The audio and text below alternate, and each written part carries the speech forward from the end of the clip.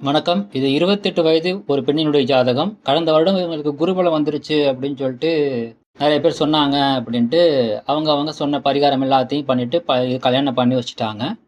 ஆனா குருபலத்தோட சேர்த்து திருமண பிரிவினை அமைப்பும் மிக மிக வலுவாக சேர்ந்தே இருப்பத பார்த்தீங்கன்னா, தெரியாம இவங்க கல்யாணம் பண்ணி வச்சதுனால, திருமணம் பண்ண 3 மாதத்தில் விவாகரத்துக்கு அப்ளை பண்ணி இப்போ விவாகரத்து ஆயிருச்சு. 2ஆம் திருமணம் செய்வது குறித்து ரெஃபரன்ஸ் மூலியமா ஜாதகம் பார்க்க வந்திருந்தாங்க. தசாபுத்தி மற்றும் நடப்பில் இருக்கக்கூடிய கிரகநிலை பார்த்து 2027 ஆகஸ்ட் பின்பு தான் 2ஆம் திருமணம் செய்ய வேண்டும் என்றும் அதுவரை அவசரப்பட வேண்டாம் என்றும் சொல்லப்பட்டது.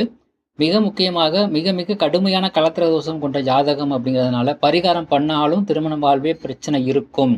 அதுவும் 2030 வரைக்கும் அது கண்டிப்பாக இருக்கும் அப்படின்ட்டு அது வரைக்கும் தொடர்ச்சியாக செய்யக்கூடிய எளிமையான கோவில் பரிகாரங்கள் மட்டும் சொல்லப்பட்டு அதற்கு பின்பு படிப்படியாக திருமண வாழ்வில் பிரச்சனை குறையும் என்றும் இவங்களுக்கு அறிவுறுத்தப்பட்டது.